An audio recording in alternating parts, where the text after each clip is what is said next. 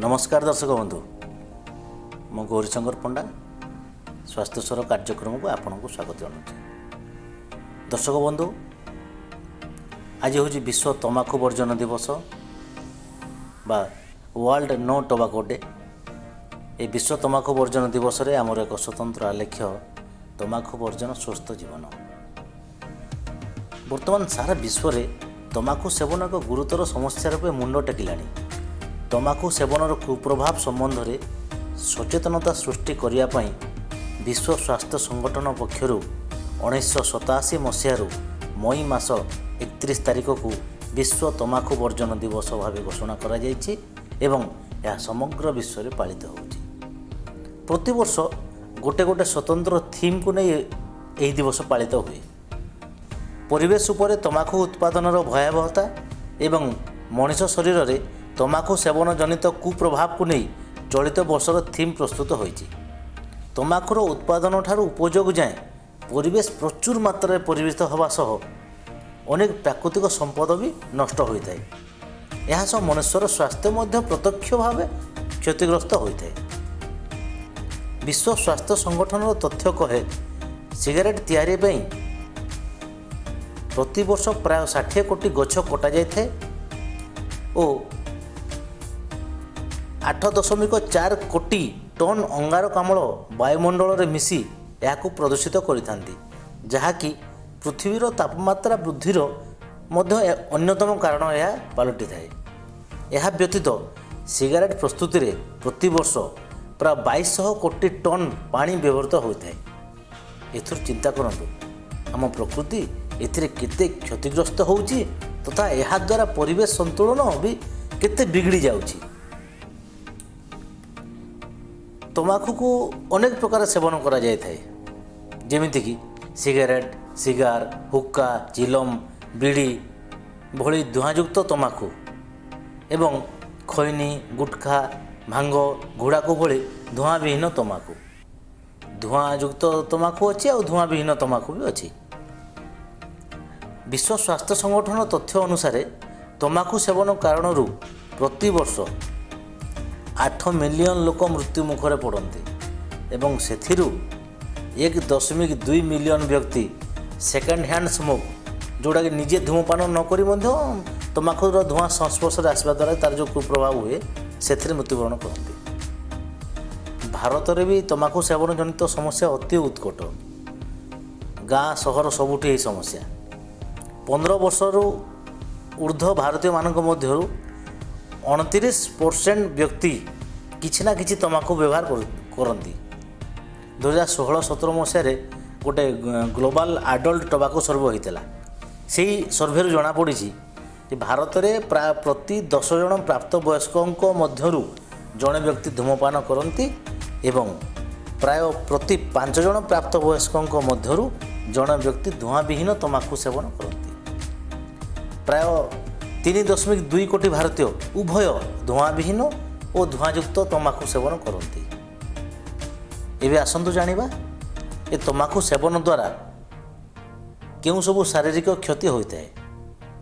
आम तो जानिछे तंबाकू भारी मारात्मक शरीरर यह विभिन्न अंग को प्रभावित करें।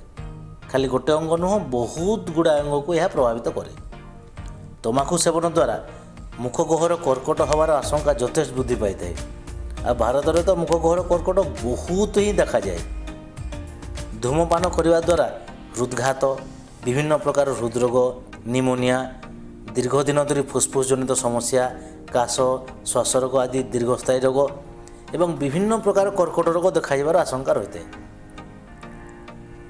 चक्षु समस्या और गला समस्या भी देखाइबार माने आशंका रही।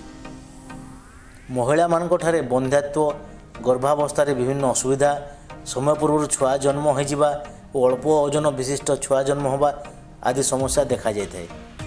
तंबाकूरे निकोटिन भली अनेक रासायनिक तत्व रही जहाँकि शरीर पर खूब क्षतिकारक।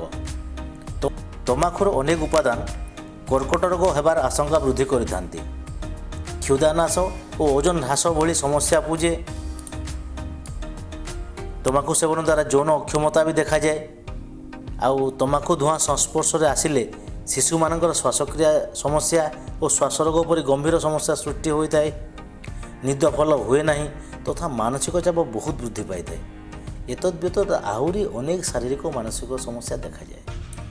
ଏବେ ଜାଣିବା ଭାରତରେ ତମ୍ବାଖୁ ସେବନ ନିୟନ୍ତ୍ରଣର ଆଇନଗତ ଦିଗ କ'ଣ ରହିଛି।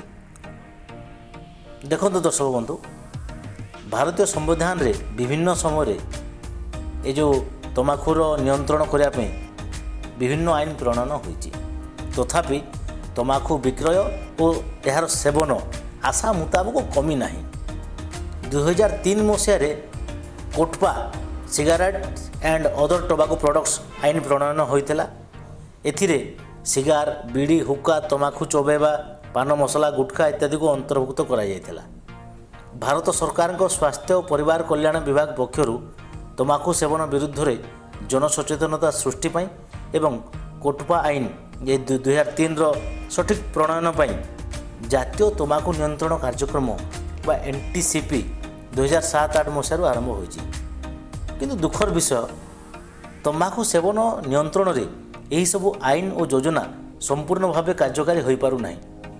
କେବଳ କିଛି ସର୍ବସାଧାରଣ ସ୍ଥଳ ଯଥା cinema hall, railway station, hospital, shopping mall, court ଇତ୍ୟାଦିରେ ତମ୍ବାଖୁ ସେବନ ନିୟନ୍ତ୍ରିତ ହୋଇପାରିଛି ଏବଂ ତମ୍ବାଖୁ ପ୍ୟାକେଟ୍ ଉପରେ ବୈଧାନିକ ସତର୍କତା ଲେଖାଯାଇ ପାରିଛି। ମାତ୍ର ଏବେ ବି 18 ବର୍ଷ ବୟସରୁ କମ୍ ପିଲା ତମ୍ବାଖୁ କିଣିପାରୁଛନ୍ତି, ବିନା ଦ୍ୱିଧାରେ ସେବନ କରୁଛନ୍ତି। ଶିକ୍ଷାନୁଷ୍ଠାନ ଠାରୁ 100 ମିଟର ବ୍ୟାସାର୍ଦ୍ଧ ଭିତରେ ମଧ୍ୟ ଖୁଲମଖୁଲା ତମ୍ବାଖୁ ବିକ୍ରି ଚାଲିଛି। ଏପରିକି ଆପଣମାନେ ଦେଖିଥିବେ ଟ୍ରେନ୍ ଭିତରେ ବି ତମ୍ବାଖୁ ବିକ୍ରି ଚାଲିଛି। ପ୍ରକୃତରେ ଯେଉଁ ତମ୍ବାଖୁର ଅବାଧ ବିକ୍ରି ଏବଂ ଅବାଧ ସେବନ ହିଁ ଆଇନର ଖୋଲାଖୋଲି ଉଲ୍ଲଙ୍ଘନ ହେଉଥିବାର ପ୍ରତିପାଦିତ କରୁଛନ୍ତି। ଆଉ ସରକାରୀ ସ୍ତରରେ ତମ୍ବାଖୁ ସେବନ ନିୟନ୍ତ୍ରଣର ସମସ୍ତ ନିୟମକୁ ପୁରା କଡ଼ାକଡ଼ି ଭାବେ ପାଳନ କରିବା ସମୟ ଆସିଯାଇଛି। ଯଦି ଏହିସବୁ ନିୟମ କଡ଼ାକଡ଼ି ଭାବେ ପାଳନ ହୁଏ ତେବେ ନିଶ୍ଚିତ ଭାବେ ତମ୍ବାଖୁର ବ୍ୟବହାର କମିବ ବୋଲି ଆଶା କରାଯାଏ। କିନ୍ତୁ ଏଥିରେ କେବଳ ସରକାରଙ୍କ ଦାୟିତ୍ୱ ଅଛି କହିକି ଆମେ ଏଇ ଯେଉଁ ଜିନିଷକୁ ଟାଳିପାରିବା ନାହିଁ। ଏଥିରେ ଜନସାଧାରଣଙ୍କ ମଧ୍ୟ କିଛିଟା ଦାୟିତ୍ୱ ରହିଛି। ତେଣୁ ଜନସାଧାରଣଙ୍କ ସହଯୋଗ ଏହି କ୍ଷେତ୍ରରେ ରହିବା ନିହାତି ଆବଶ୍ୟକ। ଏବେ ଆସନ୍ତୁ ଜାଣିବା ତମ୍ବାଖୁ ବର୍ଜନ କରିବେ କିପରି। କୌଣସି ଗୋଟେ ବଦଭ୍ୟାସକୁ ତ୍ୟାଗ କରିବା ନିଷ୍ପତ୍ତି ପ୍ରକୃତରେ ଖୁବ୍ କଷ୍ଟକର କିନ୍ତୁ ଅସମ୍ଭବ ନୁହେଁ ଦର୍ଶକ ବନ୍ଧୁ। ଏଥିପାଇଁ ଆତ୍ମସଂଯମ ତଥା ଦୃଢ଼ ଇଚ୍ଛାଶକ୍ତି ଆବଶ୍ୟକ। ନିଜେ ହିଁ ପ୍ରଥମେ ଦୃଢ଼ ସଂକଳ୍ପ ନିଅନ୍ତୁ, ମୁଁ ଆଜିଠୁ ତମ୍ବାଖୁ ସେବନ କରିବି ନାହିଁ। ତମ୍ବାଖୁ ସେବନ ଭଳି ବଦଭ୍ୟାସ ଥିବା ବ୍ୟକ୍ତିଙ୍କ ପରିବାରର ସଦସ୍ୟଙ୍କର ମଧ୍ୟ ଏହି ଦିଗରେ ବହୁତ ବଡ଼ ଭୂମିକା ରହିଛି। ସେମାନେ ଯେତେ ସମ୍ଭବ ତମ୍ବାଖୁ ସେବନ କରୁଥିବା ବ୍ୟକ୍ତିଙ୍କୁ ବୁଝାନ୍ତୁ ଆଉ ତମ୍ବାଖୁ ସେବନ କରୁଥିବା ବ୍ୟକ୍ତିଙ୍କ ଠାରୁ ଆପଣ ଦୂରେଇ ରୁହନ୍ତୁ। ଜୀବନ ପ୍ରତି ଗୋଟେ ସକାରାତ୍ମକ ମନୋଭାବ ବୃଦ୍ଧି କରନ୍ତୁ। ଆବଶ୍ୟକ ପଡ଼ିଲେ ନିକଟସ୍ଥ ନିଶାମୁକ୍ତି କେନ୍ଦ୍ରକୁ ଯାଇ ଆପଣ ନିଜର ଚିକିତ୍ସା କରାନ୍ତୁ। ନିକୋଟିନ୍ ରିପ୍ଲେସମେଣ୍ଟ ଥେରାପି NRT ଏ କ୍ଷେତ୍ରରେ ଉପଯୋଗୀ ସାବ୍ୟସ୍ତ ହୋଇଥାଏ, ଯେଉଁଥିରେ ପ୍ୟାଚ୍, ଚୁଇଙ୍ଗମ୍, ଆପଣଙ୍କର ନାଜାଲ୍ ସ୍ପ୍ରେ ତଥା ଇନହେଲର ଇତ୍ୟାଦି ଅନ୍ତର୍ଭୁକ୍ତ। ଡାକ୍ତରଙ୍କ ପରାମର୍ଶ ନେଇ କିନ୍ତୁ ନିକୋଟିନ୍ ରିପ୍ଲେସମେଣ୍ଟ ଥେରାପି ଆରମ୍ଭ କରନ୍ତୁ। ଆପଣ ନିଜେ ଆରମ୍ଭ କରନ୍ତୁନି, ଡାକ୍ତରଙ୍କ ପରାମର୍ଶ ନିଅନ୍ତୁ ଏବଂ ଆରମ୍ଭ କରନ୍ତୁ। ଏତଦ୍ ବ୍ୟତୀତ ଆପଣ ଖାଇବାଟା ଟିକେ ପରିବର୍ତ୍ତନ କରନ୍ତୁ, ସୁଷମ ଖାଦ୍ୟ ଖାଆନ୍ତୁ ଏବଂ ମାନସିକ ଚାପରୁ ଦୂରେଇ ରହିବାକୁ ପରିପର୍ଯ୍ୟନ୍ତ ଚେଷ୍ଟା କରନ୍ତୁ। ସେଇଟା ଖୁବ୍ ଗୁରୁତ୍ୱପୂର୍ଣ୍ଣ ଆଜ୍ଞା। ଆବଶ୍ୟକ ସ୍ଥଳେ ଆପଣ ଡାକ୍ତରଙ୍କ ପରାମର୍ଶ ନିଅନ୍ତୁ। ଯୋଗ ପ୍ରାଣାୟାମ କରି ମନକୁ ସ୍ଥିର ରଖନ୍ତୁ। ଶାରୀରିକ ବ୍ୟାୟାମ କରନ୍ତୁ। ପରିବାର ଲୋକଙ୍କ ସହ ଅଧିକ ସମୟ ବିତାନ୍ତୁ।